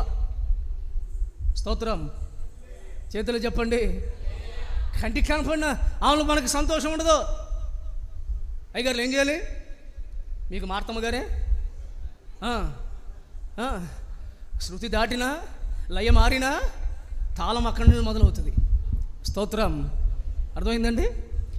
ఆవిడే గొప్ప. ఆవిడ ఏమన్నా అమ్మగారు చర్చిలోకి వచ్చినప్పుడు మాత్రం అండి ఒక భార్య భర్తలు అన్నారు, పాస్టర్ గారు చర్చిలో ఉండిపోతామండి మేము ఇద్దరు అంటున్నారు. ఏమ్మా కొంపలేదా, ఇల్లు లేదా? చర్చిలో బంగారు లాంటి ఇల్లు ఉందండి పాస్టర్ గారు. మరి చర్చిలో ఉండిపోతున్నా. మా ఆయన చర్చిలోకి వస్తే ముందుకోకమ్మ వెనకమ్మ, అమ్మ పాటల పుస్తకం ఇయ్యమ్మా, అమ్మ బైబిల్ తెచ్చుకున్నావమ్మా, అమ్మ మంచినీళ్ళు తాగమ్మా. అబ్బా ఎంత మురిసిపోతున్నానండి మా ఆయన చూసే. చర్చికి నుంచి ఇంట్లోకి వెళ్ళగా అని కుక్క కరిసినట్టు అరుతాడండి. ఏంటో మరి మా ఇద్దరు మనిషి ఇంటికాడ ఉన్నప్పుడు ఒకలాగా, చర్చి కాడ వచ్చినప్పుడు ఒకలాగా అయిపోతున్నాడండి. అందుకే చర్చిలో ఉండిపోదాం అనిపిస్తుందండి. ఎక్కడ మీకు అనిపిస్తుందా? మీకు ఇంట్లోకి వెళ్తుంటే మనం రాజు నివాసంలోకి వెళ్తున్నట్టు ప్రశాంతంగా ఇంట్లోకి వెళ్తుంటే ధైర్యంగా వెళ్ళిపోవాలి సింహంలాగా. స్తోత్రం. నేను ఎక్కడికి వెళ్ళినా, ఏ మీటింగ్కి వెళ్ళినా, ఏ ఊరు వెళ్ళినా నాకు అక్కడ ఉండబుద్ధి కాదు. ఏదో వెలితిగా అనిపిస్తుంది. తాడేపులగూడెం ఊర్లోకి దిగుతానండి. తాడేపులగూడెం ఊర్లోకి దిగ్గానే ఈ పెయింట్లు ఎప్పుడు వేశారు, ఈ బిల్డింగ్ ఎప్పుడు కట్టారు, నేను వెళ్ళినప్పుడే కట్టేశారు. అది నేను వెళ్ళి వచ్చింది కూడా ఒక రోజులో బిల్డింగ్ కట్టేస్తారండి. బిల్డింగ్ ఎప్పుడు కట్టేశారు, బాబ్బా లైట్లు బలిగి వెలిగేస్తారే, పెయింట్లు బలిగి ఉన్నాయి. ఇంట్లోకి వచ్చినామంటే ఆ మంచం మీద పడుకోగానే అమ్మాయి ప్రభు ఇప్పుడు తీసుకుపోయినా పర్లేదు అనిపిస్తుంది నాకు. అంత ధైర్యం వచ్చేస్తుంది ఒకసారి. దేవునికి స్తోత్రం. హల్లెలూయా. కొంతమంది ఇంట్లోకి వెళ్ళాలంటే భయం. అర్ధరాత్రి అయినా సరే ఇంటికి వెళ్ళరు. అంటే ఏడే బాగుందండి, ఈ చెట్టు కింద ఉంటాం, ఈ సింత చెట్టు కింద దెయ్యాలతో ఉండడం మంచిగా ఉంది. ఆ ఇంట్లోకి వెళ్తే ఓడల మరి దెయ్యం కంటే పెద్ద దెయ్యం ఉందండి మా ఇంట్లో అంటారు కొంతమంది. దేవునికి స్తోత్రం. మీరు మీ ఇంట్లో ప్రశాంతంగా ఉందురుగాక, నెమ్మదిగా ఉందురుగాక, మీరు మీ ఇంటికి నెమ్మదినిచ్చుదురుగాక. ఇంట్లో ఉండేది మీరు కదా. మీ ఇంట్లో ప్రశాంతత గోడల ప్రశాంతంగా ఉంటాయేంటి? మీరు వెళ్ళగానే మీరే ప్రశాంతంగా ఉండాలి. తినేటప్పుడు సాంబారు పైకి ఎగరకూడదు. ఒకసారి పైకి చూస్తే పైన సాంబార్ రంగులు ఉన్నాయి స్లాబ్కి. నేను పేపర్లో ఇది కొత్త రంగు ఏమో అనుకున్నా. ఆ ముందు రోజు రాత్రి ఆడు తాగొచ్చి సాంబార్ను పైకి సిరేసాడంటాడు. స్తోత్రం. తర్వాత ఏమో ఫ్యాను కొమ్ము ఇలా ఊరిపోయి ఉంది. ఇదేంటంటే దానికి ఉరి వేసుకుని సాగిపోయాడంట. ఇన్ని విన్యాసాలు చేసి నేను వచ్చేసరికి వందనాలు పాస్టర్ గారు అంటున్నాడు. రాత్రి తీవ్రవాదిలాగా దాడి చేసి, టెర్రరిస్టులాగా, ఉన్మాదిలాగా, మావోయిస్టులు పిప్పర ప్రాంతానికి వచ్చి చుట్టుముట్టినట్టుగా ఇంత గందరగోళం చేసి పొద్దునే వచ్చి మన ఇంటి అయ్యగారులే. స్తోత్రం. హల్లెలూయా. మా అయ్యగారు చూస్తే మామూలుగా ఈ జబ్బ ఇటు, ఈ జబ్బట్టు, ఈ జబ్బట్టు నాకు అనిపిస్తుంది. అస్సలు పిప్పర్లో ఇలాంటి పరిశుద్ధుడు ఉన్నాడా, అభిషక్తుడు ఉన్నాడా? O mighty Lord Jesus Christ. Cut చేస్తే ఆ ముందు గుమ్మం ముందు ఇలా ఉంటాడు. స్తోత్రం. చేతులు చెప్పండి, చేతులు చెప్పాలి. దేవుని బిడ్డలారా, మలాకీ ప్రవచన గ్రంథంలో ఏం రాసిందంటే మనం దేవుని ఘనపరచువారమై ఉండాలి. తండ్రిని ఘనపరచాలి. హలో, మన యేసయ్య మనకి తండ్రి. మన తండ్రిని మనం ఏం చేయాలి? ఘనపరచాలి. మీకు సేవకులు మీ ఆత్మీయ తండ్రి. సేవకులు ఎవరు? మీకు ఆత్మీయ తండ్రి. మీ ఆత్మీయ తండ్రిని మీరు ఏం చేయాలి? చెప్పరు మీరు? ఏం చేయాలి? చేస్తున్నారా? ఏది గణపరిచేది? ఏది అదా? ఆ డబ్బా దేనికి? అది ఆ డబ్బా దేనికండి? ఎవరిదైనా పుట్టినరోజా? స్తోత్రం. హల్లెలూయా. నన్ను ఒకళ్ళు అడిగారు నిన్నే, మీరు చర్చ్ పాస్టర్ గారు కదా, మీ చర్చ్ వాళ్ళు ఏం చేస్తారు రేపు మీకు అన్నారు. మా వాళ్ళు ఎప్పుడు ఏం చేస్తారో మాకే తెలియదు అన్నాను నేను. స్తోత్రం, హల్లెలూయా. అయ్యిందనుకో, ఆనందం ఎక్కువైందనుకో కోతలు, లేదనుకో కత్తిరులు. స్తోత్రం. మీరు కత్తిరిలాగా ఉండకూడదు. మీరు ఎలా ఉండాలి తెలుసా? సూదిలాగా ఉండాలి. సూది ఏం చేస్తుంది? సూది పొడిచేద్దా? సూదితో పొడిచేద్దనే బట్టి మా మేరీని లేదులే, సూది మా అక్కే. స్తోత్రం. ఎప్పుడు సూదులు కత్తిరులు మీరేనండి, మేమే వస్త్రాలు. ఎప్పుడు చూసినా సిలువు మీద ఏసే 2 చేతులు సాపినట్టు ఇలా సాపుతామే మా పని. స్తోత్రం. ఏంటి సూది ఏం చేస్తుంది? కలుపుద్ది. హలో, నిస్సీ కల్వరి సంఘంలో మీరు అందరూ సూదులుగా ఉండాలి.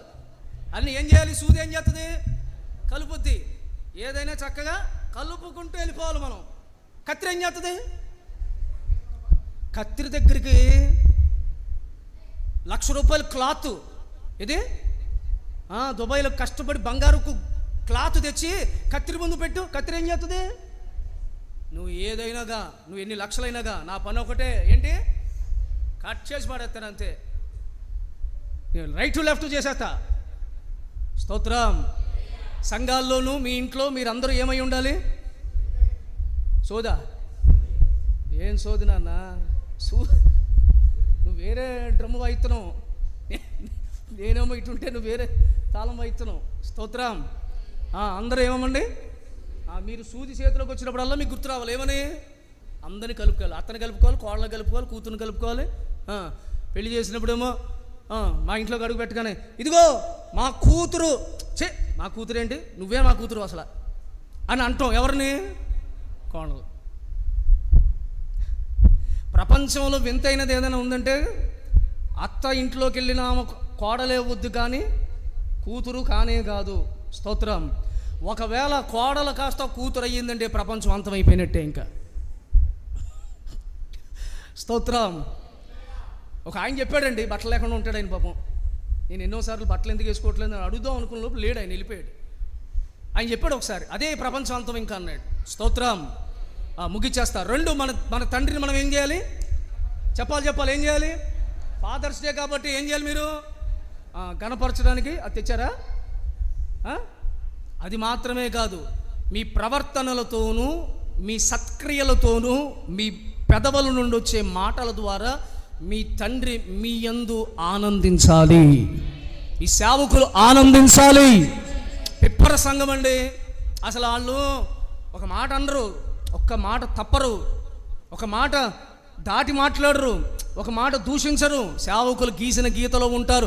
అందుకే ఆ సంఘం అంటే మాకు ఇష్టం, ఆ సంఘం అంటే మాకు ప్రేమ అని సేవకుని మదిలో అలాంటి మనసు కలిగేటట్లుగా మీ ప్రవర్తనలో మీరు ఉందురుగాక. యోహాను సువార్త 4:23 చదివి మీ బైబిల్ మూసేస్తే మీకు ధైర్యం కలుగుద్ది కొంచెం. ఇంకా అయిపోయిందని ప్రసంగం. 4:23. అయితే యథార్థముగా ఆరాధించు చక్కగా కూర్చోబెట్టి చక్కగా ఫ్యాన్లు వేసి చక్కగా చెప్తున్నా. నేను నిలబడి ఆవిడ 1.5 2 గంటలకు అక్కడ వాక్యం చెప్పి మళ్ళీ అక్కడ నుండి బయలుదేరి వచ్చి, ఏమంటే పొద్దున్నంత వర్షం పడింది, అలాగే ప్రయాసపడి మళ్ళీ ఇక్కడికి వచ్చి ఇక్కడ నిలబడి వాక్యం చెప్తుండే. మీకు ఏమైంది? సమ్మ కూర్చున్నారు మీరు, ఇబ్బంది ఏముంది? స్తోత్రం. హల్లెలూయా. ముద్ద తినే వచ్చి ఉంటాం కొంతమంది, లైట్గా కొంచెమైనా టేస్ట్, అసలు రుచి ఎలా ఉంది అని, అంత రుచి కోసం అంతా. ఒక ఆమె అలాగే రుచి చూస్తానని చెప్పి మొత్తం తినేసిందంట. కూర ఏదే అంటే రుచి చూశాను అందంట. మరి ఏదే అంటే రుచిగా చూసా, అయిపోయింది అందంట. దేవునికి స్తోత్రం. రైట్. చివరి మాట, మన తండ్రి మనల్ని ఏం చేస్తాడు? కొమ్మరిగా ఉండి మనల్ని పాత్రలుగా మారుస్తాడు. మన తండ్రి మనకి విమోచకుడుగా ఉండి మనల్ని విడిపిస్తాడు. మనము దేవుని కుమారులు కుమార్తెలు అవ్వాలంటే ఒకటి, మనం ఏమై ఉండాలి? తండ్రి పని చెయ్యాలి. తండ్రి పని అంటే మనము మేలు చేసి కూడా శ్రమలు అనుభవించుడయ్యా దేవుని చిత్తము. రెండో విషయము, తండ్రిని ఘనపరచాలి. హానర్. మీ ఫాదర్ని మీరు ఏం చేయాలంటే ఘనపరచాలి. డాడీ నువ్వే నా హీరో, స్తోత్రం. తిడుతున్నా కొడుతున్నా సరే, డాడీ నువ్వే నా హీరో అంటూ ఉండాలి. అర్థమైందా? ఘనపరచాలి. మనము దాని కొంతమంది వాళ్ళ ఇంట్లో పుట్టుంటే భలే ఉండేది నా పని. ఏమయ్యేది? ఇప్పుడైతే ఇలా ఉన్నావు, అక్కడైతే పని మనిషి అయిపోదు. ఇప్పుడైతే కొంచెం నీకేదో ఫ్యాన్ కింద కూర్చోబెడతారు, అక్కడైతే పని మనిషే. స్తోత్రం. కొంతమంది అనుకుంటారు, ఆ ఇంట్లో పుట్టుంటే ఆ కారులో తిరిగేవాడిని, ఆ కారులో పెట్రోల్ కొట్టించుకోవడానికి డబ్బులు లేకపోతే కార్లలో తిరుగుతారా? స్తోత్రం. ఆ ఇంట్లో పుట్టుంటే డాడీ అనవసరంగా ఇంట్లో పుట్టా, నేను ఆ ఇంట్లో పుట్టుంటేనా అంటే కమాల్ డాడీ గెట్ అవుట్ అన్నాడు అనుకో, అప్పుడు ఆ ఇల్లు కాదు, ఈ ఇల్లు కాదు. స్తోత్రం. అర్థమైందా? అందుకు మీ తండ్రిని మీరేం చేయాలి? గట్టిగా. డబ్బు సంపాదించినప్పుడే కాదు, డబ్బు సంపాదించలేక ఒంటి మీద సరిగ్గా బట్టలు వేసుకోక 1, 2 వెళ్ళిపోతున్నా సరే మీ తండ్రిని మీరు గౌరవంగా ఘనపరచాలి. అదే నిజమైన శాశ్వతమైన ప్రేమ, అదే క్రీస్తు ప్రేమ. ఆస్తులు రాసేసి ఇచ్చేసి, చెక్ బుక్కులు ఇచ్చేసి, బ్యాంకులో అకౌంట్లో లక్షలు ఇస్తే, మా డాడీ నాకు చాలా మంచివాడండి, మా డాడీ అంటే నాకు చాలా, I love you my daddy, I love you my father. స్తోత్రం. 100 రూపాయలు అడిగితే లేవురా, నేను అడిగింది 1,00,000, 100 రూపాయలు అడిగితే లేవంట. స్తోత్రం. అనొచ్చా? హలో, కంట్రోల్ చేసుకుని మాట్లాడుతున్నా. గట్టిగా పళ్ళు పెడితే పళ్ళు కూడా ఊడిపోతున్నాయి, అంత కంట్రోల్డ్గా మాట్లాడుతున్నా.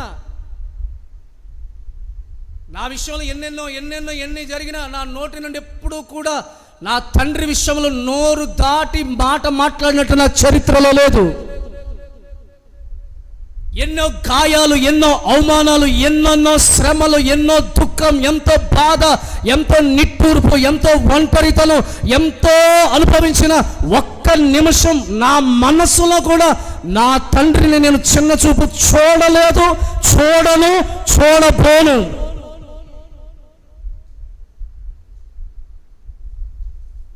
నేను గట్టిగా కౌగిలించి ఏడ్చిన రోజులున్నాయి, గట్టిగా కౌగులించుకుని ఏడ్చిన రోజులున్నాయి, కాళ్ళు పట్టుకుని బ్రతుములాడిన రోజులున్నాయి. కానీ ఎప్పుడు నా హృదయంలో నేను ఎన్నడూ చిన్న చూపు అనేది నా జీవితంలో చూడలేదు. ఎందరెందరో ఎన్నెన్నో మాటలు చెప్పినా, విన్నా, ఆఖరికి చూసినా. స్తోత్రం. మీ ఆత్మీయ తండ్రిని మీరు అలా గౌరవించడం నేర్చుకోండి. మీరిచ్చే కానుకల కంటే మీ గౌరవం చాలా గొప్పదే, మీరు చూసే చూపు చాలా గొప్పదే, మీరు పలకరించే పలకరింపు గొప్పదే. పిప్పర్లో నేను బాగా ఇష్టపడతాను, సేవకులు రాగానే లేచి నిలబడతారు. మిగతా సంఘంలో పెద్దగా నేను చూడను.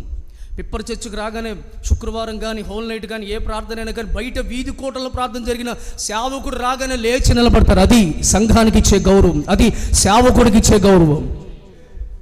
ఏ పాస్టర్ అయినా, నాలాంటి ఏ పాస్టర్ అయినా ఆశపడేది అదే.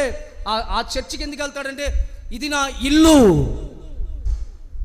నేను నా ఇంటిలో నుండి ఇంటిలోకి రావట్లా, ఈ ఇంటి అనే నా ఇంటిలో నుండి అక్కడికి వెళ్తున్నాను. స్తోత్రం. 6 రోజులు నేను ఏదో విశ్రాంతిగా ఉండే స్థలం మాత్రమే, నివసింపాలని కోరుకునే స్థలం మాత్రం ఇదే. స్తోత్రం.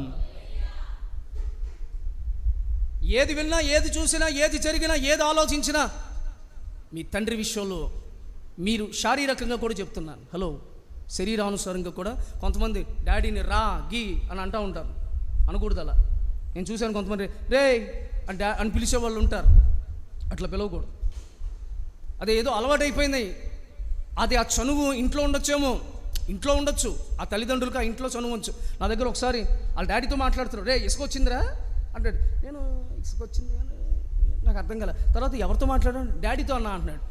మీ డాడీతో రా అన్నావు ఏంటో అన్నా అంటే, అన్నా మాకు అలవాటు అన్నా, మా డాడీ నేను రా గీగా అనుకుంటాం, రా గీగా అనుకుంటారా?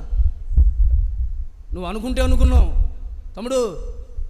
బయటకు వచ్చినప్పుడు మాత్రం నోరు జాగ్రత్తగా మాట్లాడాలి. ఆయన గౌరవానికి, ఆయన మర్యాదను మనం బయటకు వచ్చినప్పుడు ఇవ్వాల్సిందే. ఇంట్లో మాట్లాడుకొని ఇష్టం, మీకున్న చదువు, మీకున్న ఆ ర్యాపో అంటారో, లేకపోతే ఇంకేదో దగ్గర అనుబంధాలు, ఇంకా ఎమోషన్స్, ఏదో మోషన్స్, మొత్తానికి ఇవన్నీ ఉండొచ్చు. స్తోత్రం. మూడోది ఏంటండి? మన తండ్రిని మనం ఏం చేయాలంట? యథార్థంగా ఆరాధన చేయాలి.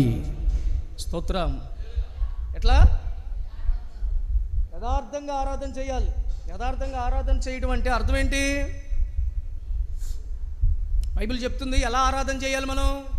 బైబిల్ మూసేయండి, మీరు బైబిల్ మూసేయండి, చెప్తా. జిప్పేసేయండి. ఆ జిప్పేస్తున్నప్పుడు మీకు కలిగే ఆనందం అంతా ఇంత కాదు. బైబిల్ ఇలా మూసినప్పుడు, జిప్పలా వేస్తున్నప్పుడు, అమ్మాయి సార్ చికెన్ కూర దగ్గరికి వచ్చినట్టు,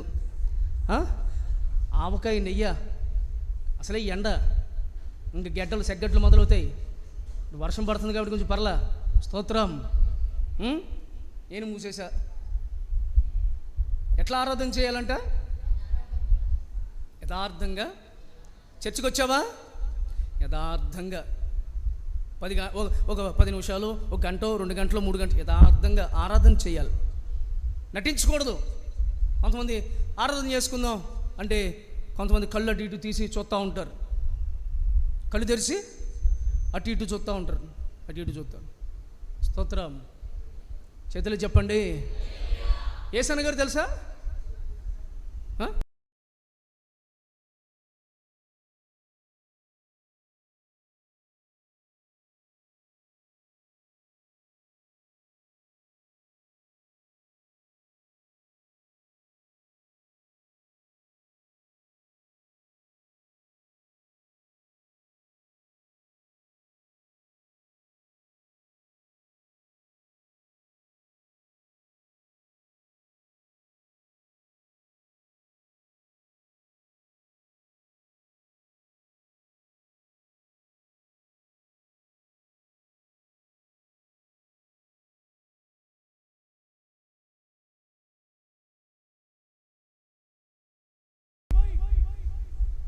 అని ఆయన అంటాడండి.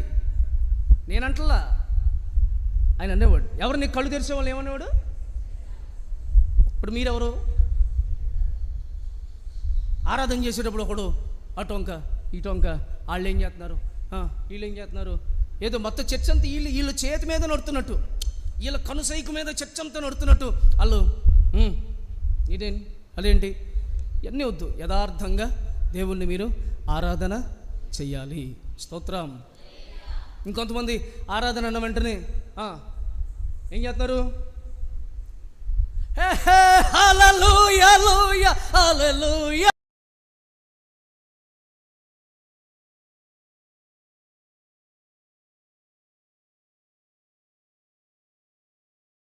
అన్నా. శ్రీకాంత్ అన్న ఓ సభలో జ్ఞాపకాలు కచ్చిఫులు లేవా? పిల్లలు తీయండి రా చునీలో. సిగ్గుందా అసలు? చున్నీలు తిప్పిస్తున్నాడు పాస్టరు. తిప్పండి. ఎంత తిప్పితే అంత కృప వస్తుంది మీకు. తిప్పితే శైలాగుద్దని తెలుసు నాకు. స్తోత్రం. ఇంకో చోట ఆరాధన అనంట్రా. ఏది అలాగా? ఓ చెయ్యి ఇటు కిందకే అన్న ఎలిశాను, ఇంకో చెయ్యి పైకి. మనోళ్ళు మతి లేని మనోళ్ళు కూడా అక్కడికి వెళ్ళి వీళ్ళు పాప తెలియదు వీళ్ళకి, వీళ్ళు కూడా ఎబోలో పేషెంట్ లాగా. స్తోత్రం. అన్న జరగట్లా? టీవీలో చూస్తారుగా, ఆ యూట్యూబ్ ఛానల్కి లైకులు కొడతారు, మీరు కామెంట్లు చేస్తారు. మన దగ్గరికి వచ్చేసరికి మాయిదారు రోగం. మన కాంచన గారు వాళ్ళ సిస్టర్, ఆవిడ పేరేంటండి, పద్మ గారు, వాళ్ళ అమ్మాయి కామెంట్ సెక్షన్లో మెసేజ్ పెడతా ఉంటుంది. హైదరాబాద్లో ఉండే బిడ్డామా, ఆమె మెసేజ్ పెడుతుంది కామెంట్ సెక్షన్లో. మన కామెంట్ సెక్షన్లో ఒక్కొక్కసారి అన్న నా హెల్త్ కొరకు ప్రార్థన చేయండి. స్తోత్రం. మన బిడ్డలు అడిగెళ్ళి కామెంట్ సెక్షన్లో పాస్టర్ గారు భలే తిప్పారు. ఏం తిప్పారు? ఏం జరిగింది? ఇంక ఏముంది అక్కడ? ఆయన ఎట్లా అంటావు? పైకి ఎందుకే పైకి ఇంకొకటి బల్ల బల్ల బల్ల బల్ల బల్ల బల్ల ఎందురా బల్లే బల్లి మొహోడ స్తోత్రం. మరో జరుగుతున్నాయా? ఇంకొకడు విజిల్ విజిల్ విజిల్. ఇదే విజిల్ ఏంటి అసలు? ఇదే సినిమా హాలా లేకపోతే ఏంటి అసలు ఇది? ఇంకొకటి పొగ కొట్టండి. దోమలు ఉన్నాయండి, పొగ మొత్తం విశ్వాసం మీద పొగ కొడతాడు. వాళ్ళెవరు కనపడరు, మొత్తం క్లీన్గా ఉంటుంది, అంతే ఏం కనపడరు. అన్న అయ్యగారు చూస్తున్నారా? అయ్యి చూడాలి, మీరు చూసి జాగ్రత్త పడాలి. తొడగొట్టి మీసాలు తిప్పి ట్రైల్ వెనక్కి ఎదరికి జరిపోయి చూడకూడదు, ఇవన్నీ కటింగ్ అయిపోతాయి. దేవునికి స్తోత్రం. ఆరాధన చేసేటప్పుడు యథార్థమైన మనసుతో ఆరాధన చేయాలి. ఏమంటే అర్థమవుతుందా? ఇవన్నీ లోక సంబంధమైనవి, లోకాచారాలు, లోక పద్ధతులు మార్చుకోండి. దేవుని కృప మీ అందరికీ తోడై ఉండి మన పరమ తండ్రి ఆశీర్వాదముల చేత మనం తృప్తి పరచబడుదుముగాక. గట్టిగా ఆమేన్ చెప్పండి. లేచి నిలబడండి. మీ కొరకు నేను ఒక చిన్న ప్రార్థన చేస్తా. మహోన్నతుడా, మీకు వందనాలు, స్తోత్రాలు. ఈ శుభవేళ తండ్రుల దినోత్సవం రోజున నీ సన్నిధిలో మేమందరము చేరి నిన్ను స్తుతించి ప్రార్థించాం, పాటలు పాడి ఆరాధించాం, నిన్ను ఘనపరిచాం. ప్రభువా నీకు స్తోత్రాలు. ఇదిగో తండ్రి, ఈ సన్నిధిలో మేమందరము తృప్తి పరచబడినట్లుగా వాక్యము ద్వారా మీరు మాట్లాడిన ఒక్కొక్క మాట కొరకై స్తోత్రం. మా తండ్రివిగా నీవు నిలిచి, కుమ్మరిగా, విమోచకుడుగా మా తండ్రిగా నిలిచి మా తండ్రిని మేము ఆరాధించాలి, ఘనపరచాలి. మా తండ్రి పని మేము చేయాలి. అట్టి కృప సంఘమందరికీ అనుగ్రహించండి. మేమందరం అలాగుండునట్లుగా వచ్చిన బిడ్డలందరినీ దీవించమని మహిమ మీకు మాత్రమే చెల్లిస్తూ ఈ వారము జరిగే ప్రార్థనలన్నిటినీ ఆశీర్వాదకరంగా జరిగించమని యేసుక్రీస్తు వారి పరిశుద్ధమైన నామమున ప్రార్థించి వేడుకొనుచున్నాము తండ్రి. మన తండ్రి అయిన దేవుడు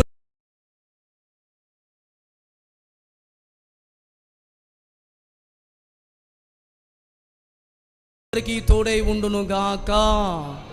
యేసు రక్తమే జయం, ప్రభు యేసు రక్తమే జయం, ప్రభు యేసు రక్తమునకు సంపూర్ణ విజయము కలుగు.